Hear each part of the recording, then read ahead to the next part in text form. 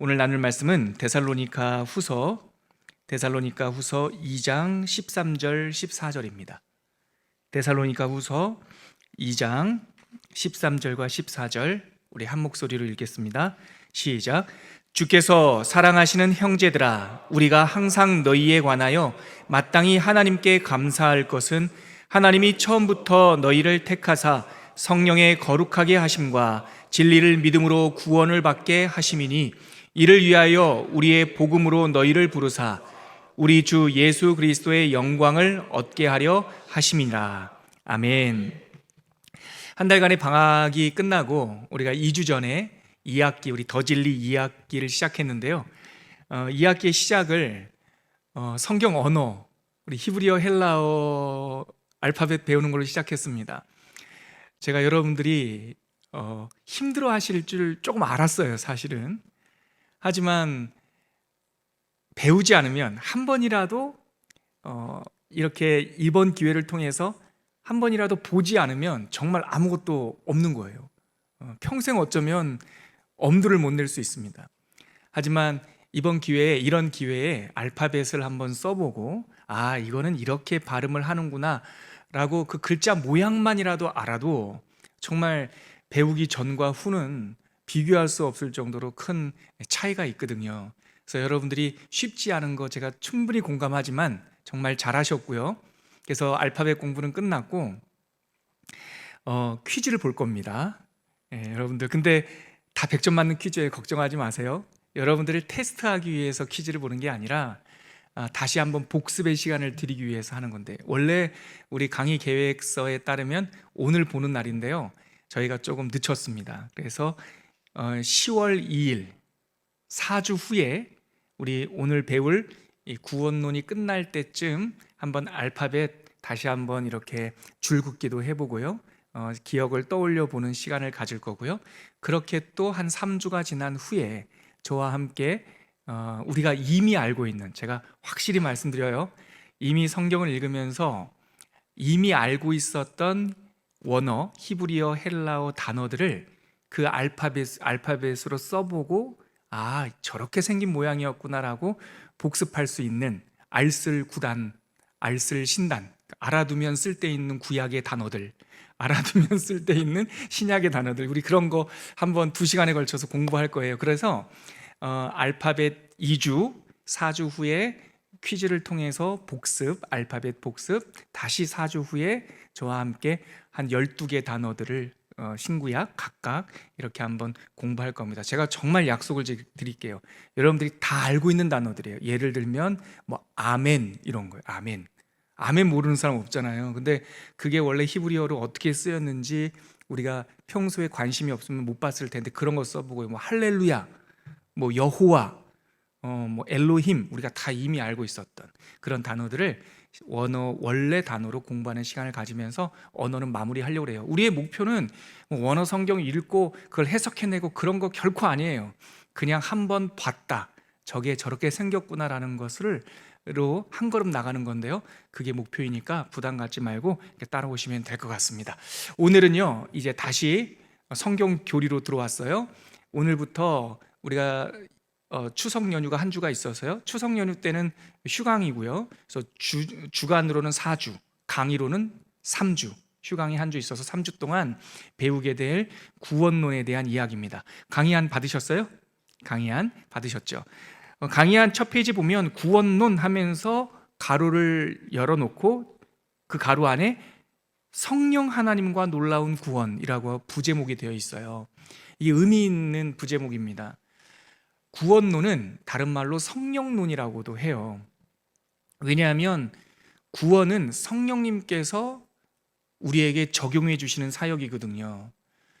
그래서 오늘 강의한 그 첫 페이지에 보면 세 마디의 목차가 있는데, 첫 번째가 오늘 우리가 나눌 성령 하나님, 두 번째 목차가 다음 주에 우리가 배울 성령의 강림, 그리고 세 번째 목차가 3주 후 추석 이후에 배울 우리 구원의 서정, 이렇게 세 가지 단락이 나눠져 있는데, 오늘 다 할 것이 아니라 오늘 이 2학기 첫 구원론의 목차는 3주 동안 배울 목차를 한 페이지에 이미 다 담아 놓은 거예요.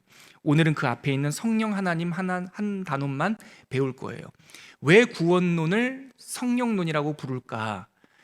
뭐 오순절 교회라든가 성결 교회라든가 성령님에 대해서 보다 사모하고 관심이 많은 교단은 구원론이라는 말 대신에 성령론이라고 이름하기도 해요.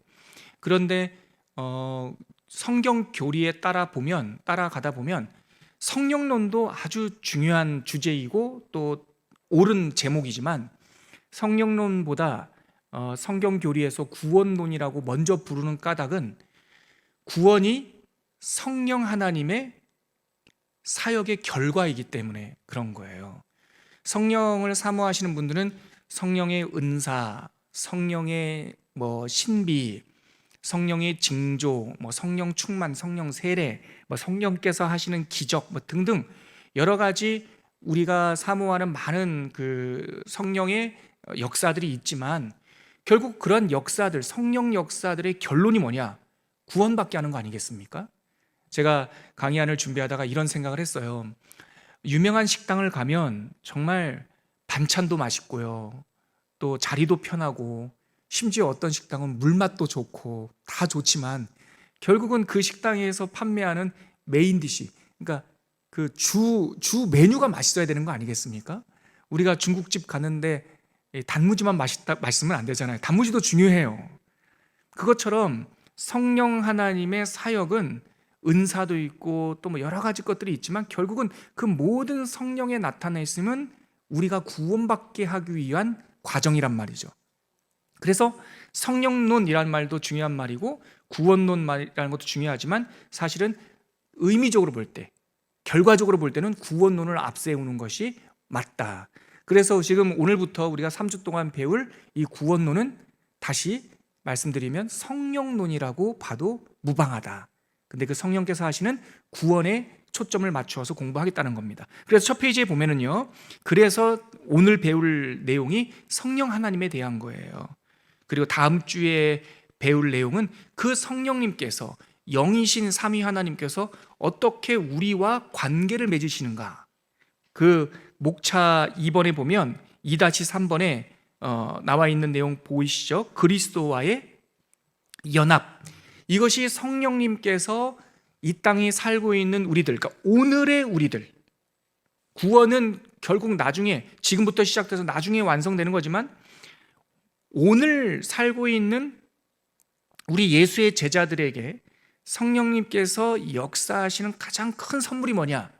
예수님과 연합시키시는 사건이에요.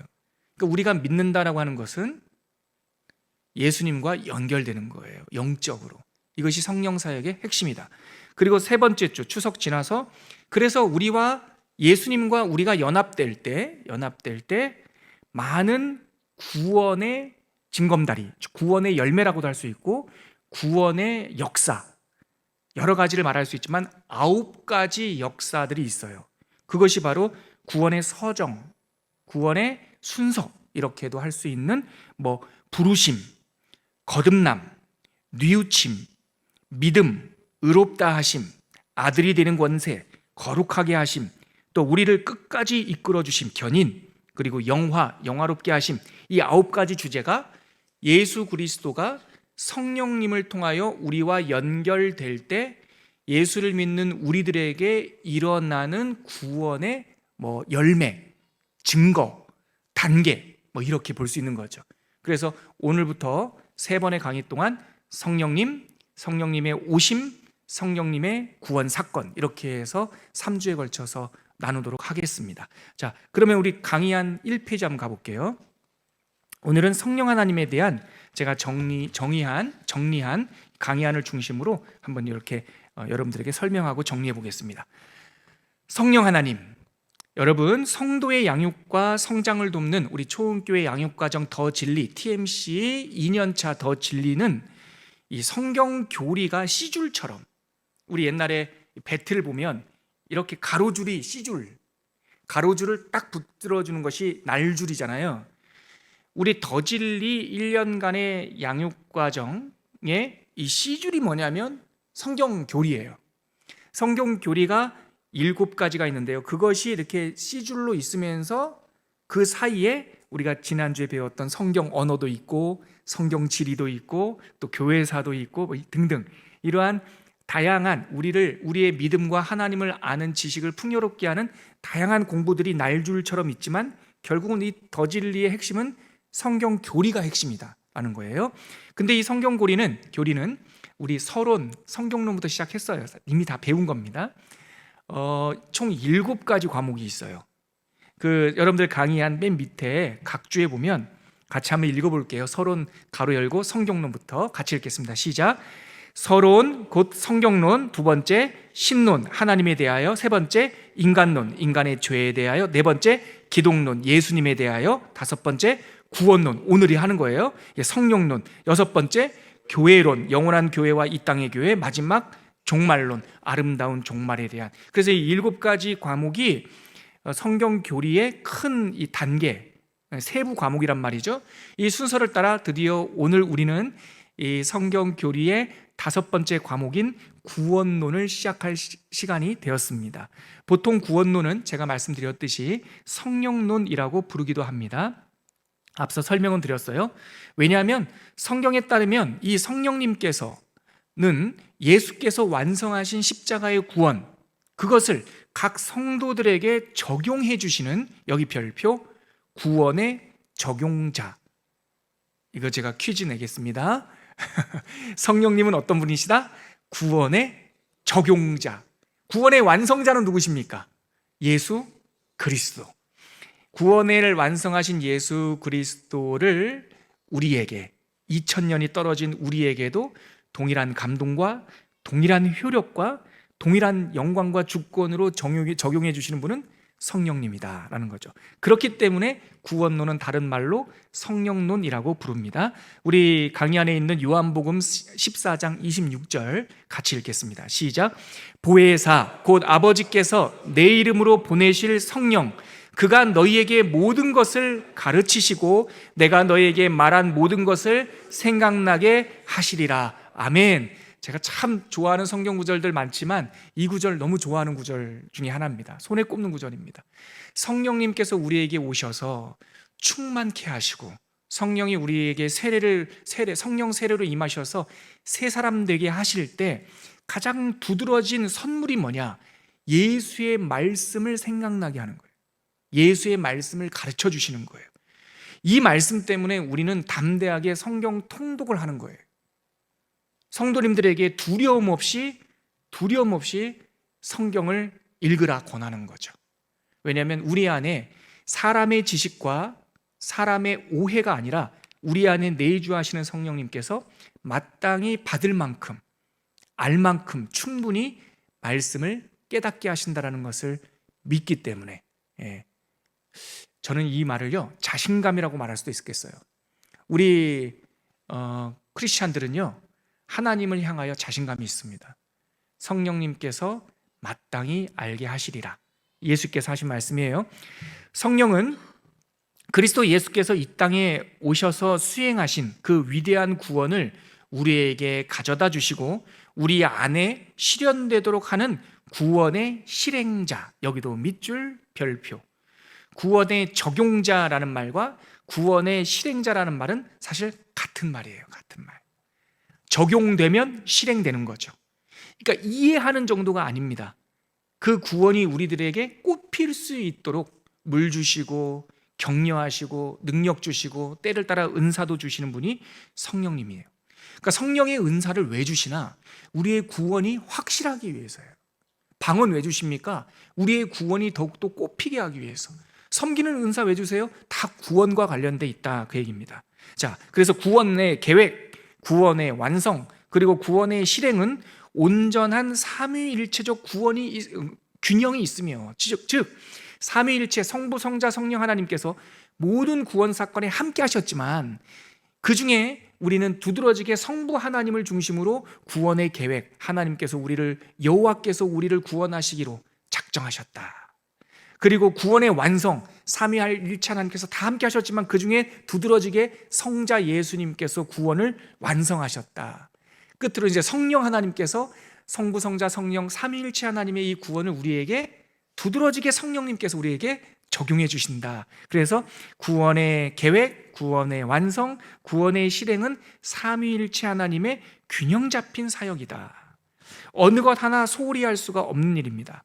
하지만 불행하게도 종교개혁 시대에 이르기 전까지, 즉 중세시대 때 이 성령론은 소홀히 되었어요. 소홀히 되었습니다. 그래서 하나님을 사무치게 사모하고 기도하고, 그리고 하나님을 사모하다 못해 결혼도 안 하고 수도원이나 또 사막, 광야에 나가서 이 독거하는 이런 사람들, 특히 자매님들 중에서 그런 사람들이 있으면 중세시대 때는 그 눈이 어두웠던 엘리 제사장처럼 정죄하고 마녀다 막 이렇게 하면서 사실은 박해하던 시대, 성령을 정말 괴롭게 하던 시대가 있었어요. 그런데 종교개혁 시대가 딱 되면서 이 말씀을 성도님들에게, 말씀을 우리들 안에 손에 주면서 동시에 성령님의 그 사역도, 성령님에 대한 관심도 함께 이렇게 열렸어요. 그래서 간혹 어떤 사람들은 저희 교단, 특히 이제 장로교 이런 개혁교회가 성령님에 대해서 좀 이렇게 소홀히 하는 교단으로 오해하는 사람들이 가끔 있어요. 오순절 순복음교회가 성령님에 대해서 예민하고 우리 장로교는 좀 점잖하면서 성령님에 대해서 근데 저는 그 오해라고 생각합니다. 아니에요. 말씀과 성령은 함께 가고요, 성부, 성자, 성령은 삼위로 일체로 함께 일하시고요, 말씀에 깊게 사모하면 당연히 성령의 열매와 증거도 일어납니다. 여러분들도 잘 알고 있는 한 배우가 있는데요, 이름 말씀드리면 여러분들 아실 거예요. 지금은 이미 하나님의 부르심을 받아 소천했는데요, 그분이 젊었을 때는 세상 많은 종교에 붙들려 살았어요. 근데 인생의 많은 고난 중에 예수님을 만나고 하나님을 경험했어요. 그분께서 회심하고 돌아와서 하나님을 만나는 그 시절을 제가 같은 교회에 있었는데, 그분이 이 암 때문에 고생하시다가 완치됐다고 판정받았다가 다시 재발한 일이 있었어요. 근데 그분께서 완치됐다고 할 때, 조금 건강해지셨을 때 회심하고 세례받고 성경 읽기를 시작했거든요.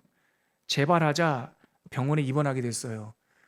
거동하기 힘들고 가냘퍼지는 그런 상황 속에서도 병상 위에서도 성경 읽기를 그치지 않았어요. 기도하기를 그치지 않았어요. 근데 하루는 이런 이야기가 들려오는 거예요. 아무개 자매가 병상에서 성경 읽다가 방언받았다고. 그분은 순복음교 출신도 아니고 기독교 문화 이런 거 정말 잘 모르는 분이에요.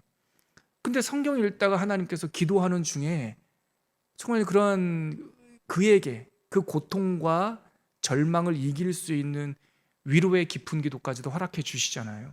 저는 하나님께서 지금 이 시대도 당신께서 원하시는 대로 사모하는 자에게 성령의 은사를 베풀어 주신다라고 확실히 믿습니다.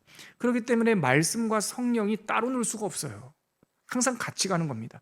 그래서 종교개혁은 말씀의 발견과 동시에 성령 하나님의 발견이었다, 이렇게 생각하시면 좋을 것 같아요. 종교개혁은 오직 믿음에 의한 칭의, 이신칭의와 오직 성경에 기반한 믿음을 재발견하는 것이라고 사람들이 보통 생각하지만, 동시에 성령 하나님을 재발견하는 시기였다는 점도 우리는 꼭 기억해야 됩니다. 성령님을 소홀히 했던 이유 가운데 하나가 뭘까요? 성령님의 하나님 되심을 자꾸 까먹어서 그래요. 성령님이 무슨 영이다, 혹은 뭐 에너지다, 힘이다. 또 간혹 정말 불량한 자들은 성령님을 자기가 무슨 부릴 수 있는 뭔 것처럼 이렇게 취급하는 사람들이 있는데 진짜 조심해야 됩니다. 어찌 감히 하나님을 우리가 부린단 말입니까? 그거는 정말 하나님을 모욕하는 거죠. 그런데 성령님에 대해서 잘 모를 때는 그러한 오해가 있었던 거예요. 성령님의 인격과 성령님의 신성과 성령님의 광대하심을 모르면 우리는 자꾸 성령님을 소홀히 하거나 아니면 성령님을 좌지우지하려고 하는 이 망령된 일을 행할 수가 있다는 것이죠. 우리 말씀 한번 읽어볼까요? 요한일서 5장 6절에서 8절입니다. 같이 읽을게요. 시작. 이는 물과 피로 임하신 이신이 곧 예수 그리스도시라. 물로만 아니요 물과 피로 임하셨고 증언하시는 이는 성령이시니 성령은 진리니라. 증언하는 이가 셋이니 성령과 물과 피라. 또한 이 셋은 합하여 하나이니라. 정말 중요한 말씀이죠. 성령님은 진리세요. 성경에서 이것은 진리다라고 말하는 것은 삼위일체 하나님의 신적 호칭이죠. 오늘 우리가 읽었던 데살로니가 후서 2장 13절 14절도 중요합니다. 13, 14절 안에 성부 하나님 이야기가 나오고요, 성령 하나님의 이야기가 나오고요, 성자 하나님 이야기가 나옵니다. 근데 이 성부, 성자, 성령 하나님을 묶어 함께 이 삼위일체 하나님께서 하시는 일이 뭐냐면 믿음으로 구원을 받게 하심이니, 13절 끝에 있는 진리를 믿음으로 구원을 받게 하심이니라고 하는 이 열매, 구원의 열매 앞뒤로 성부 하나님, 성령 하나님, 우리 14절에 가면 우리 주 예수 그리스도의 영광을 얻게 하려 하심이라라고 하는 예수님까지 나와요. 즉 구원은 삼위일체 하나님의 전적인 사역이며 성령 하나님은 에너지나 힘이 아니라 하나님이시다. 하나님.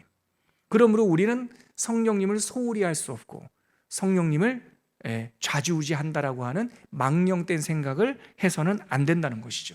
그럼 성령 하나님께서 어떤 일을 하실까요? 먼저 성령의 사역 파트를 한번 같이 보겠습니다. 성령론을 접근하는 가장 좋은 방법은 우리가 지금까지 신론, 기독론, 즉 하나님, 예수님 공부할 때와 마찬가지로 그 이름, 성령님을 묘사하는 호칭들을 한번 살펴보면 그분이 어떤 사역을 하시는지 우리가 이렇게 추정할 수가 있어요. 앞서 하나님과 예수님의 호칭 속에도 그 특징과 사역이 암시되어 있었듯이 성령님도 그 이름, 호칭 속에서 그 삼위의 위격이 어떠하심과 그분께서 하시는 사역이 무엇인지 우리는 엿볼 수 있습니다. 먼저 삼위일체와 즉 하나님과 관련된 성령님의 대표적인 이름을 꼽아보자면 1번 뭐라고 되어 있습니까? 하나님의 영. 성령님을 창세기 1장 2절 하나님의 영은 수면 위를 운행하시더라. 그거 성령님에 대한 호칭이죠. 두 번째, 주 여호와의 영, 이사야 주 여호와의 영이 내게 임하셨다라고 하는 것. 그리고 세 번째, 주의 성령, 누가복음 신약 성경에 오니까요. 네 번째, 그리스도의 영. 또 다섯 번째, 그 아들의 영, 즉 하나님의 영, 주 여호와의 영, 신약으로 와서 주의 성령, 그리스도의 영, 그 아들의 영이라고 하는 이 호칭만 봐도 성령님은 에너지나 무슨 현상이 아니라 삼위일체 하나님과 같은 신성이 있는 분이라는 것을 이름을 통해서 알 수 있죠. 그리고 성령님의 사역과 관련된 이름 5가지만 제가 이렇게 적어왔는데요. 같이 한번 읽어볼게요. 뭐라고요? 성결의 영. 성령님은 우리를 성결하게 하시는 분이에요. 깨끗하게 하시는 분, 거듭나게 하시는 분, 우리의 죄의 책임과 오염을 씻어주시는 분. 또 성령님은 어떤 분이에요? 거룩하신 자. 그분도 거룩하시고 우리도 거룩하세요. 레위기 19장 2절에 보면 너희는 거룩하라. 나 여호와 너희 하나님이 거룩하기 때문이다. 즉 성령님도 거룩한 영이라고 말하고요. 또 8번째 보면 생명의 성령. 이거 로마서 8장 2절. 이제는 그리스도 예수 안에 있는 자에게는 결코 정죄함이 없나니 2절. 이는 그리스도 예수, 보세요. 이는 그리스도 예수 안에 있는 생명의 성령의 법, 즉 생명의 성령의 영.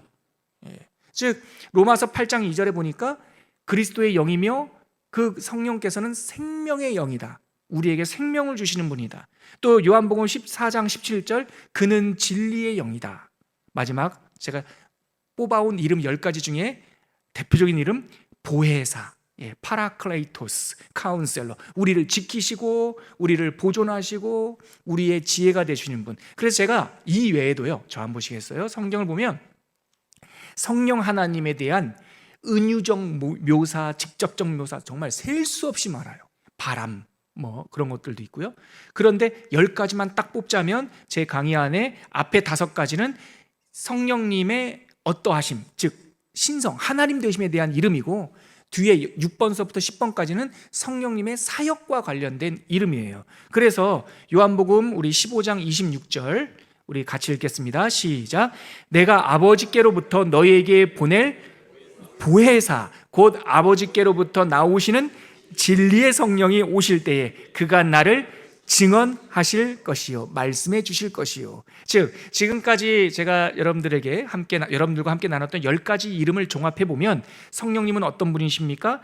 성령님은 성부 하나님, 성자 하나님과 같이 삼위일체 동격의 하나님이며, 하지만 다른 위격, 일체의 하나님이시지만 다른 제3위, 삼위의 한 위격으로서 신성을 가지고 계신 분이고, 그리고 더불어 그는 우리를 그리스도와 연합시켜 주시는 분이고 끈이고, 성도의 성결, 성도의 거듭남 씻어주시는 그 영이시고, 우리를 거룩하게 하시고 우리를 생명과 진리로 인도하는 셈이시며, 성도를 보혜사 지켜주시는 우리 가운데 역사하시는 임마누엘의 영이다. 제가 지금까지 소개한 이름 10가지를 문장으로 풀어서 쓰면 이렇게 할 수 있어요. 제가 다시 한번 이 부분 읽어드릴게요. 같이 읽을까요? 이를 종합해보면서부터 같이 한번 읽어볼게요. 시작. 이를 종합해보면 성령님은 성부, 성자 하나님과 동격으로서 삼위의 한 위격으로 신성을 갖고 계신 분임을 알 수 있습니다. 더불어 우리를 그리스도와 연합시키는 끈이시고, 성도의 성결과 거룩 그리고 생명과 진리의 셈이며, 성도를 지키시기 위해 우리 가운데 역사하시는 임마누엘의 영입니다. 이거를 보면 성령님의 사역을 우리가 엿볼 수 있습니다. 그러면 성령님은 이런 일을 하셨고, 그러면 어떤 분이실까? 그분은 삼위일체 하나님과 동일하게 신성과 더불어 인격성이 있는 분이에요. 인격성. 이 부분은 제가 강의 안을 들어가기 전에 여러분들에게 오해가 되지 않도록 말씀을 드릴게요. 예전에 제가 전 교회에서 아침 예배를 인도하는데 설교 중에, 여러분 우리 하나님은, 우리 예수님은 인격적이신 분입니다 라고 설교를 했더니, 미국에 사는 한 성도가 그 설교 영상을 듣고 저한테 편지를 보냈어요. 목사님, 하나님은 하나님이신데 하나님을 향하여 인격이 있다고 말씀하시는 게 본인은 잘 이해가 안 된다는 거죠. 충분히 오해될 수 있는 부분이기 때문에 이 지점을 언급하고 강의 안으로 들어갈게요. 하나님의 인격이란 하나님이 우리를 닮았다는 뜻이 아니라, 우리가 하나님의 영원한 것에서 우리 인간이 닮은 게 있단 말이에요. 공유적 속성. 즉 우리가 하나님과 우리 가운데 하나님의 빛이 비친 게 있어야 하나님과 소통이 된단 말이에요.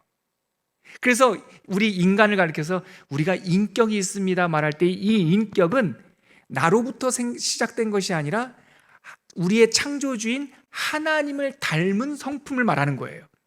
하나님은 하나님에게만 돌려드릴 영원함, 불변함.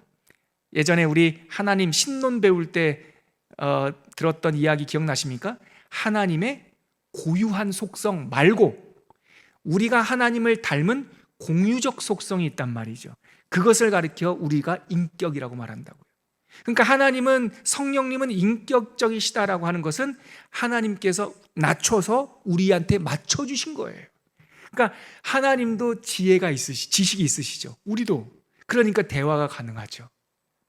하나님도 우리를 억지로 하지 않고 우리와 함께 이야기하고 우리를 위로하시고 우리와 함께 대화도 하시고 우리를 깨우쳐 주시고, 이러한 우리가 가지고 있는 그 인격성을 우리 주님은 다 공유하고 알고 체휼하시는 분이다. 성령님도 그렇다. 예수님도 그러하였듯이 성령님도 인격성이 있는 우리 하나님이시다라는 것이 성령의 인격의 핵심 뜻이에요. 우리 강의 안으로 가볼게요. 예수 그리스도께서 우리와 함께 하시며 신성과 인성을 동시에 가지고 계셨잖아요. 그것처럼 성령님도 우리 가운데 인격성을 가지시고 우리 수준으로 맞춰주신다고요. 우리 수준에 낮춰주시고, 그래서 성령님께서 오시는 거예요. 그래서 성령님을 근심하게 하지 말라, 이게 그 뜻이죠.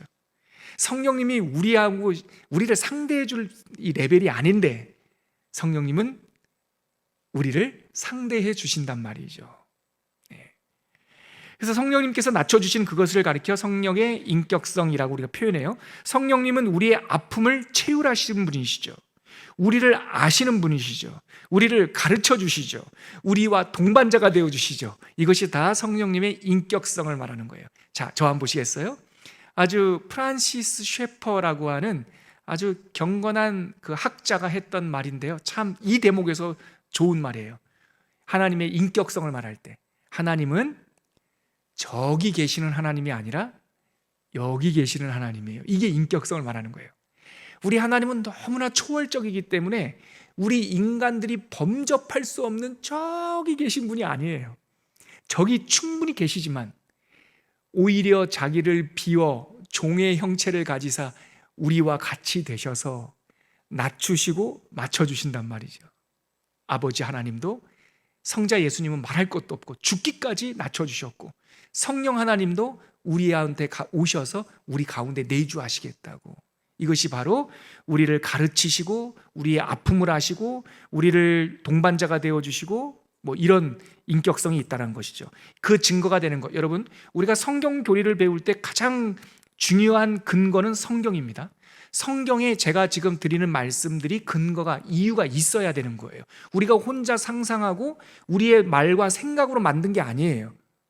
성경 교리는 성경에 있는 내용들을 그대로 요약해서 진술하는 거죠. 이 성령의 인격성과 관련돼서 로마서 8장 26절입니다. 같이 읽을게요. 시작. 이와 같이 성령도 우리의 연약함을 도우시나니 우리가 마땅히 기도할 바를 알지 못하나 오직 성령이 말할 수 없는 탄식으로 우리를 위하여 친히 간구하시느니라. 이게 성령님의 인격성의 반증이에요. 네, 방증. 성령님은 우리의 고통을 아세요. 우리를 때문에 탄식을 하세요. 그리고 성령님은 우리를 대신해서 성부 하나님께 중보의 기도, 중보자가 되어주시고요. 네, 이 굉장히 중요한 성령님의 특징, 인격적 특징입니다. 그 다음 단락 제가 볼게요. 그 더불어 성령님은 성도들과 소통도 가능하신 분이에요.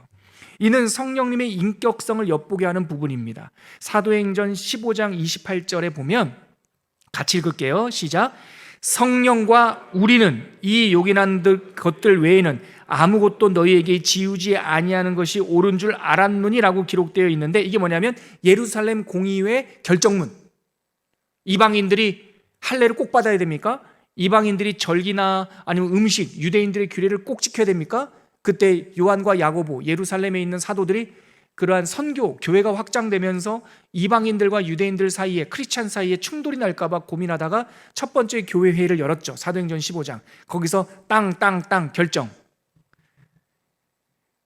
몇 가지 중요한 신앙의 덕스러움만 빼놓고 나서는 이방인 형제들에게 할례나 이런 거 규정할 수 없다라고 결정하면서, 이 결정이 우리들의 다수결에 의한 결정이 아니라 오늘 사도행전 15장 28절 보니까 성령과 우리는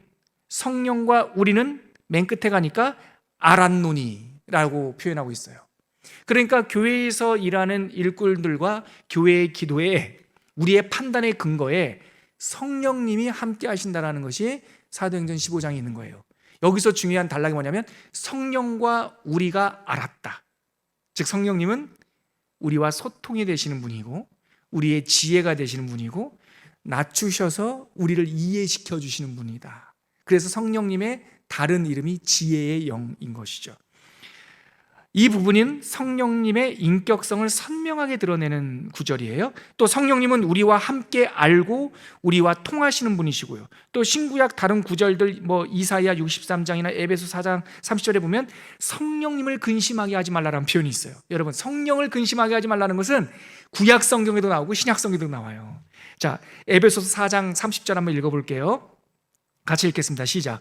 하나님의 성령을 근심하게 하지 말라. 그 안에서 너희가 구원의 날까지 인치심을 받았느니라. 그러니까 성령님이 근심하신다라고 하는 뜻은 성령님께서 낮춰주신다, 인격성이 있으시다라고 하는 방증인 거죠. 물론 여러분, 이 대목 마지막 단락이 제가 이 성령의 인격 강의한 설명하기 전에 제가 먼저 설명했던 그 내용이 마지막 단락이에요. 제가 다시 한번 복습하는 마음으로 읽어드릴게요. 물론 여러분, 성령님의 인격성이 우리 인간의 인성과 동일하다는 뜻이 아닙니다. 인간의 인성은 제한적이며 부분적입니다. 하지만 하나님의 인격성이란 완전한 것이고 부족한 인간과 소통할 수 있는 연결고리로서의 낮춰주시는 사랑이에요. 하나님이 우리와 똑같다는 것이 아니라 하나님이 우리한테 맞춰주신다라고 하는 것이죠. 하나님의 인격이 인간의 것과 닮았다란 말이 아니라 우리의 인성이 하나님의 일부를 닮았다는 뜻이에요. 예. 그런데 왜 꼭 인격이라는 말을 쓸까요? 사람들 오해하게. 제가 강의하는데 이렇게 적었어요. 이유는 간단해요. 우리 입장에서는 그 말 말고 표현할 단어가 없어요. 우리가 공유하고 있는 이 공유적 속성을 인격이란 말 말고는 표현할 말이 없어요. 표현할 말이. 그래서 인격성이란 표현을 쓰는 거죠. 여러분 좀 너그럽게 하나 들어주세요. 제가 예전에 30대 때 이런저런 이제 그 일상생활에서 기도하는 기도 제목이 있잖아요. 근데 기도하면 얼마 안 있다가 응답되고 또 기도하면 응답되는 것들을 체험하면서 제가 저희 아내에게 농담처럼 이렇게 얘기했어요. 하나님은 우리만 쳐다보는 것 같아. 예. 그게 맞는 말입니까? 아니에요. 하나님이 어찌 이 노아무개만 보겠습니까? 우리 하나님은 모든 두루 다니시면서 모든 사람들을 다 돌보시고 감찰하시는 분이에요. 근데 보세요. 내가 경험하는 성령님을 표현할 때 주님은 나만 보는 것 같아 라는 말밖에 내가 무슨 표현을 하냐고요.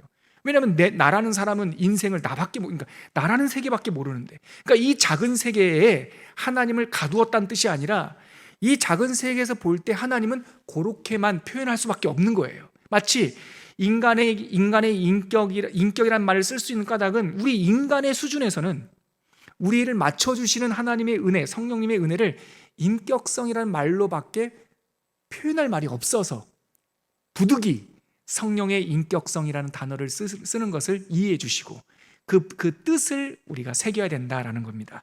계속 한번 읽어드릴게요. 우리의 인격은 하나님의 영원하고 완전한 성품의 일부이거나 그 하나님의 완전하심의 그림자입니다. 성령의 인격성은 낮춰주시는 은혜예요. 그가 이 땅에서 누구를 위해 무엇을 하셨는지를 깨닫게 해줘요. 왜 낮춰주십니까? 우리를 위해서 낮춰주시는 거예요. 왜 주님께서 우리 말상대를 해주십니까? 우리를 깨우쳐 주시기 위하여, 결국 구원시키기 위하여. 그래서 성령의 사역은 명백히 우리와 관련된 인격적 직무이다. 이 부분 굉장히 중요한 겁니다. 그래서 성령님을 비인격적으로 대하면 안 돼요. 비인격적으로 대하면 안 됩니다. 무슨 귀신이나 뭐 에너지나 무슨 힘 이렇게 대하면 성령 모독죄예요. 이건 성경에 있는 단어예요. 이런저런 실수는 사하심을 받을 수 있지만 성령을 모독하는 죄는 사하심의 제사가 없다고 그랬어요. 그러니까 성령님을 함부로 내가 전유하고 있는 것처럼, 내가 성령님을 소유하고 있는 것처럼 주관적으로는 그렇게 말해도 돼요. 너그럽게 제가 말씀드립니다. 적용할 때는 그래 하나님이 나만 보시지 라고 혼자 그렇게 말하는 건 누가 뭐라고 하겠습니까? 근데 다른 사람한테 가서 마치 자기가 성령님을 좌지우지할 수 있는 것처럼 막 그렇게 하는 것은 그건 참 조심해야 되는 거다. 자칫하다가는 성령을 모욕하는 실수를 범할 수도 있다라는 겁니다. 아무튼 성령님은 너그러우십니다. 그 다음 페이지 한번 가볼게요. 자, 이제 마지막 주제, 오늘 성령 하나님의 신성. 성령님이 인격성이 있는 것은 낮춰주시는 건데 그게 다가 아니다. 우리 성령님은 인간이 가늠할 수 없는 하나님의 영원한 신성이 있는 하나님이시다. 그 내용입니다. 지금까지 살펴본 것처럼 성령님은 인격적 존재입니다. 하지만 동시에 그분은 신성적 존재, 즉 하나님이십니다. 이는 인간이 조금도 범접할 수 없는 하나님의 고유한 속성이시며 영광의 광채입니다. 성경은 하나님으로서 성령님의 존재를 여러 곳에서 증언합니다. 즉 성령님이 하나님이라는 것을 곳곳에서 말해요. 초대교회 때 있었던 아나니와 삽비라 사건 아시죠? 그 달라가면 읽어볼게요. 사도행전 5장 3절과 4절입니다. 시작. 베드로가 이르되 아나니아야 어찌하여 사탄이 내 마음에 가득하여 네가 성령을 속이고 땅값 얼마를 감추었느냐? 네가 사람에게 거짓말을 한 것이 아니요? 하나님께로다. 보세요. 성령을 속였다라고 말하면서 끝에 가면 하나님을 속였다라고 말하잖아요. 그러니까 성경은 성령님이 하나님이시다라는 것을 곳곳에서 우리에게 알려주고 있어요. 두 번째 단락 읽겠습니다. 베드로는 이 어리석은 사람들이 성령을 속였고 이는 하나님을 속이는 것과 같은 일이라고 명확하게 말하고 있습니다. 성령님은 하나님이십니다. 이런 구절들은 놀라운 진리, 즉 삼위일체 교리의 근거가 되기도 합니다. 이런 것들을 보면서 성부, 성자, 성령이 일체이신 하나님이시구나라는 것을 우리가 깨닫게 되는 것이죠. 또 성령의 이름에서도 살펴보았듯이 성령님은 하나님의 영, 그리스도의 영, 아들의 영 등 거룩하신 하나님과 동격으로 표현되고 있잖아요. 그의 이름이. 더불어 사도 바울은 고린도 교회 성도들에게 성령의 선물을 언급하면서 고린도전서 12장 4절과 6절이에요. 그 붉은색으로 되어 있는 성경 구절 같이 읽겠습니다. 시작. 은사는 여러 가지나 성령은 같고 또 사역은 여러 가지나 모든 것을 모든 사람 가운데서 이루시는 하나님은 같으니. 보세요. 성령의 은사 얘기할 때 성령은 같다. 맨 마지막에 가면 하나님은 같다. 이렇게 말씀을 하세요. 그래서 성령의 은사가 하나님의 선물이고 성령의 선물이라는 사실을 우리에게 곳곳에서 밝혀주고 있죠. 이 외에도 성경을 읽다 보면 성령님은 에너지나 힘 혹은 천사의 한 종류가 아니라 하나님과 동일한 신성이시며 다른 위격을 가진 하나님으로 선포되고 있다는 것을 발견합니다. 여기서 여러분 혹시나 다른 위격을 가진의 밑줄 한번 쳐보세요. 이 말이 이해하기는 어렵지만 꼭 있어야 되는 이유가 저를 한번 보시면 제가 설명드릴게요. 성령님이 하나님의 영이다, 성령님은 하나님과 같은 하나님이다라고 말하면 많은 사람들이 이렇게 오해하는 사람이 가끔 나와요. 그러면 하나님께서 때를 따라 모양을 바꾸셨나? 그러니까 하나님, 구약시대 때는 여호와 하나님이었다가 신약시대 때는 성령 하나님으로 모양을 바꾸셔서 나오나? 이것을 어려운 말로 듣고 까먹으세요. 양태론이라고 그래요. 모양을 바꾸시면서 나타난다. 아니에요. 모양을 바꾸신 것이 아니라 다른 위격이에요. 이거 이해하기 어려워요. 하나님이 십자가 시대 때는 예수님으로 모양을 바꾸시고 예수님이 십자가 부활 이후에 승천하신 이후에는 성령님으로 모양을 바꾸신 게 아니에요. 한 분인데 모양을 바꾼 것이 아니라 한 분인데 각각 위격이 달라요. 그러면 세 분이잖아요. 답답해. 제가 설명할 수 없으면 답답합니다. 이건 신비니까. 세 분이 아니라 한 분이에요. 한 분이면은 그러면은 세 위격이 없어요. 근데 세 위격이 있어요. 한 분이면서 세 위격이며 세 위격이면서 한 분이 있어요. 이거 삼위일체예요. 이게 신비예요. 이해할 수 없어요. 그러면 목사님, 이해할 수 없는 것을 우리가 어떻게 알게 됐습니까? 성경을 통해서 알게 됐어요. 우리는 성경에서 진술하는 내용들을 먼저 옳은 것으로 인정하고 내가 다 이해하는 것만 인정하는 것이 아니라 있는 것으로 인정을 해요. 성경은 성부, 성자, 성령이 한 하나님이라고 말씀도 하시면서 동시에 각각 위격이 계신 분이라고 말하기 때문에 다 이해 못하지만 우리는 그래서 삼위일체라고 하는 고백을 할 뿐이에요. 자, 성령님은 하나님이십니다. 히브리서 9장 14절 같이 읽겠습니다. 시작. 하물며 영원하신 성령으로 말미암아 흠없는 자기를 하나님께 드린 그리스도의 피가 어찌 너희 양심을 죽은 행실에서 깨끗하게 하고 살아계신 하나님을 섬기게 하지 못하겠느냐. 여기도요, 성령 하나님, 성자 하나님, 성부 하나님이 다 나와요. 영원하신 성령이라는 표현 나오죠. 하나님의 피조 세계, 천사들을 포함해서 하나님의 피조물들을 향하여 영원하신이라는 말을 붙일 수 있는 존재는 아무것도 없다. 영원하신 분이라고 표현할 영원성, 고유한 하나님의 속성, 영원성을 붙일 수 있는 것은 하나님밖에 없어요. 그래서 영원하신 성령이라는 말이 성령님이 신성적 존재라는 걸 알게 되고요. 그 다음에 보세요. 말미암아, 영원하신 성령으로 말미암아, 그 다음 구절, 흠없는 자기를 하나님께 드린 그리스도의 피, 절 보시겠습니까? 그리스도의 보혈을 마치 인과 접속사처럼 성령으로 말미암아 그리스도의 피가 그리스도의 보혈, 그리스도는 하나님이세요. 하나님과 말미암아라고 하는 말로 연결할 수 있는 분은 하나님밖에 없어요. 예수님과 예수님의 사역을 말미암아라고 표현할 수 있는 것은요, 삼위일체 하나님밖에 없단 말이에요. 어떻게 이 세상에 있는 피조물이 예수 그리스도의 보혈을 말미암아, 보혈에 거둘 수 있는 것이 되냔 말이에요. 절대 없어요. 예수님의 구원의 보혈은 피조물이 거둘 수가 없습니다. 그래서 영원하신 성령으로 말미암아 그리스도의 보혈, 이렇게 나오면 신성이 있다는 것을 암시하고요, 끝에 가면 살아계신 하나님을 섬기게 할 것이다. 이것을 통해서도 성령님이 하나님이라는 것을 우리가 알게 돼요. 이제 마무리해야 될 시간이 됐네요. 이 아름다운 구절, 제가 히브리서 9장 14절을 아름다운 구절이라고 표현했어요. 이 아름다운 구절에는 영원하신 성령님과 구주 예수 그리스도의 보혈, 그리고 살아계신 하나님의 이름이 동시에, 그리고 함께, 그러나 또 각각 고유하게 묘사되고 있습니다. 영원하신 분이라는 이름은 하나님께만 돌릴 수 있는 고유한 신성입니다. 더불어 말미암아라는 인과 접속사가 성령과 그리스도의 피를 연결하고 있다는 점, 이 점도 성령님의 신성을 방증하는 표현입니다. 우리 구주 그리스도의 보혈과 관련되어 감히 말미암아란 말을 쓸 수 있는 피조물은 없습니다.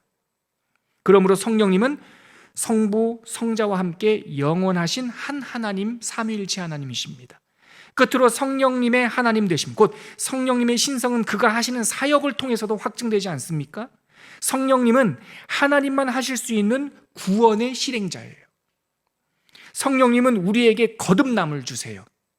거듭남은 하나님만 하실 수 있는 특별한 사역이에요. 어떤 것도 거듭남을 할 수 없어요. 근데 하나님만 할 수 있어요. 근데 성령께서 그걸 하신단 말이에요. 더불어 모든 부활의 역사도, 예수의 부활과 성도의 부활도 성령님의 사역이라고 로마서 1장 4절과 8장 11절에서 얘기하고 있어요. 정리하면 우리는 다시 결국은 삼위일체의 진리를 만나게 돼요. 성부 하나님은, 그 부분부터 같이 읽어볼까요? 시작. 성부 하나님은 온전히 하나님이십니다. 성자 하나님도 온전히 하나님이십니다. 성령 하나님 역시 온전히 하나님이십니다. 이것을 이해하려 애쓰지 마십시오. 아무도 삼위일체를 이해할 수는 없습니다. 이는 우리의 이성을 넘어서는 일입니다. 그러면 우리는 단지 성경 말씀 앞에서 그 성경 말씀의 권위를 인정하며 말씀하신 바를 믿고 모든 생각과 논리와 판단의 첫머리에 그 말씀을 놓을 뿐이에요. 말씀을 쫙 진술하다 보면 이 놀라운 신비가 이해는 안 돼도 어렴풋하지만 가슴으로, 영혼으로 와요.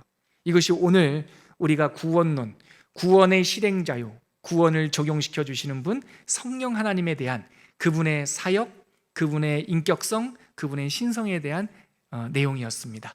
오늘 이렇게 말씀을 마치면서 다음 주에는 이제 그 성령님이 오순절날 우리에게 오셔서 어떻게 그리스도와의 연합이라고 하는 놀라운 이 중생의 사건을 일으키는지에 대해서 다음 주에 공부하도록 할게요. 자, 오늘 우리가 함께 올려드릴 찬양, 고백 찬양은 따스한 성령님이라고 하는 가사로 시작하는 찬양입니다. 우리 가사 생각하시면서 성령님을 묵상하면서 찬양하겠습니다.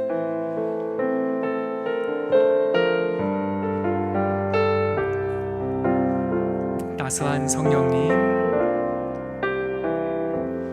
따스한 성령님, 마음으로 보내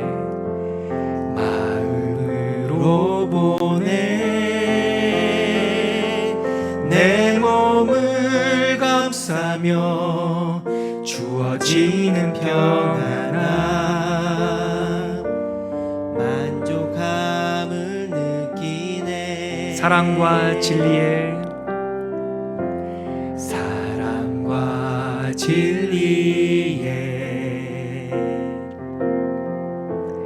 한 줄기 보내 내 몸을 감싸며 주어지는 평안함, 그 사랑을 느끼네. 그 사랑을 느끼네. 부르신 곳에서 나는 예배하네. 상황에도 나는 예배하네. 부르신 곳에서 나는 예배하네. 어떤 상황에도 나는 예배하네. 우리 1절 한 번 더 고백할까요? 따스한 성령님, 따스한 성령님, 마음으로 보내. 내 몸을 감싸며 주어지는 평안함, 만족한 부르시는 곳에서 나는 부르신 곳에서 나는 예배하네. 어떤 상황에도 나는 예배하네. 부르신 곳에서 나는 예배하네. 어떤 상황에도 나는 예배하네. 내가 걸어갈 때 길이 되고, 내가 걸어갈 때 길이 되고 살아갈 때 삶이 되는 그곳에서 예배하네. 내가 걸어갈 때 길이 되고 살아갈 때 삶이 되는 그곳에서 예배하네. 부르신 곳에서 나는 예배하네. 어떤 상황에도 나는 예배하네. 부르신 곳에서 나는 예배하네. 어떤 상황에도 나는 예배하네. 오늘 배움을 마치면서 우리 거두는 기도를 성령님을 묵상하면서 함께 기도하겠습니다. 여러분, 방금 우리가 함께 올린 이 찬양의 가사에서 어떤 상황에도, 걸어가면서도, 또한 어떤 자리에서도 하나님을 예배할 수 있다라고 고백하고 있잖아요. 왜 그렇습니까? 성령님께서 여기 함께 하시기 때문에. 에스겔서 48장에 보면 그 새로 지어진 성전에 여호와의 영이 임재하는 것을 봐요. 그러면서 맨 마지막 구절이 여호와 샴마, 여호와께서 거기 계시도다. 그렇잖아요. 성령님의 놀라운 은사는 지금 여기에 우리와 함께 하신다라고 하는 약속입니다. 함께 기도할 때 나의 삶 속에서 함께 하신 하나님 찬양합니다. 나의 발걸음에 함께 디뎌 주시는 성령님 감사합니다. 어느 곳에 있든지 성령님과 함께 살며 성령님과 영광 돌리며 동행하는 그런 인생 되게 하여 주시옵소서. 그렇게 묵상하면서 한번 기도하도록 하겠습니다. 하나님 감사합니다. 성령 하나님이 계셔서 참 좋습니다. 우리가 지금 이 땅 이곳에서 발을 딛고 살지만 우리의 속에는 이미 거룩한 성전이 이루어진 줄 믿습니다. 하나님의 영이, 성령이 우리 안에 거하시는 것과 성령이 거하는 그 사람이 성전됐다는 사실을 우리에게 알려주신 하나님, 우리 귀한 성도님들이 어디에 거하든 어느 길을 걸어가든 그곳이 바로 천국 가는 길이며 하나님과 동행하는 성전임을 깨닫게 하여 주시옵시고, 항상 하나님과 함께 인생을 걸어나가는 하나님의 제자들, 그리스도의 자녀들, 하나님의 자녀들 다 될 수 있도록 인쳐 주시옵소서. 사랑하는 하나님, 믿음의 한 선배님이 성령이 없다면, 하나님이 없다면 내 인생의 최고의 하루조차 지옥으로 내려가는 내리막이었다 라고 고백했던 것처럼, 우리가 잘 살 수 있는 까닭은, 넘어졌다가도 다시 일어날 수 있는 까닭은 우리 안에, 우리 곁에 성령님이 계시기 때문임을 믿습니다. 항상 성령님을 회방하지 않고 성령님과 동행하며 성령님과 함께 살아가는 거룩한 발걸음 될 수 있도록 이끌어 주시옵소서. 그러한 자녀의 권세를 주심을 감사드리며 우리 주 예수 그리스도의 이름으로 기도합니다. 아멘.